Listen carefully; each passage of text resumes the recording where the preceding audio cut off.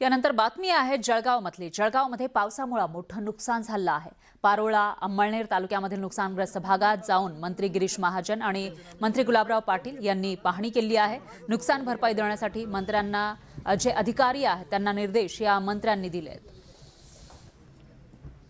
बाजारपेठेमध्ये सगळे धंदा झाल्याची नासाडी झालेली आहे, सगळं ओलं झालेलं आहे, कारण मोठी बाजारपेठ इथली आहे आणि व्यापाऱ्यांचे मोठं नुकसान झालेलं आहे। त्याचे पंचनामे करण्याचे आदेश आम्ही या ठिकाणी दिलेले आहेत। ज्या ठिकाणी पाणी शिरलं घरांमध्ये, त्या घरांमध्ये आम्ही पाणी शिरलं त्याचं सगळं उघड्यावर पडला आहे संसार, सगळे कपडे ओले झाले, सगळं किराणा धान्य टेबल खुर्च्या कॉट गाद्या सगळ्या ओल्या झालेल्या आहेत।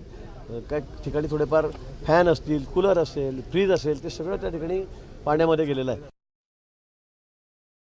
अतोनात नुकसान आहे। घरांची पडझड फार मोठ्या प्रमाणावर आहे। घरामध्ये राहणाऱ्यांचं आता खायला 2 वेळची भाकरी सुद्धा त्यांना उपलब्ध नाही आहे। त्यांच्या घरात अंथरूण नसेल, पांघरूण नसेल, झोपायला व्यवस्था नाही आहे। दुर्गंधी फार मोठ्या प्रमाणावरती वाढलेली आहे। प्रत्येक भागामध्ये चिखलाचं प्रमाण फार मोठ्या प्रमाणावरती आहे। हा झाला शहरामधला एक रहिवासी इलाका जो असेल त्या रहिवासी इलाक्यामध्ये फार मोठ्या प्रमाणावरती नुकसान झालं। यानंतर एक ब्रेकिंग न्यूज आहे। कोल्हापूरच्या शिरोली इथल्या कथित लव्ह जिहाद प्रकरणामध्ये ही महत्त्वाची अपडेट समोर आलेली आहे। त्यांच्या आरोपीमध्ये काही मजकूर सापडलाय। कोल्हापूरच्या शिरोलीमधील कथित लव्ह जिहाद प्रकरणामध्ये जे आरोपी आहेत त्यांच्या मोबाईलमध्ये धक्कादायक असा मजकूर सापडलेला आहे। आरोपींच्या चॅटमधून धक्कादायक अशी माहिती समोर आलेली आहे। एकाही मराठी महिलेला सोडायचं नाही असा मजकूर या चॅटमध्ये दिसतोय असा आरोप आहे। एका विशिष्ट समाजातील महिलांना जाणीवपूर्वक लक्ष्य करण्यात आल्याची शक्यता व्यक्त केली जाते। पोलिसांनी तपासाची दिशा बदलली, त्यामुळे आरोपींना जामीन मिळाल्याचा आरोप सुद्धा केला जातो। हिंदुत्ववादी कार्यकर्त्यांनी हा आरोप केला आहे। या प्रकरणाची नव्यानं आणि सखोल चौकशी करण्याची मागणी धवलसिंग पाटील यांनी केली।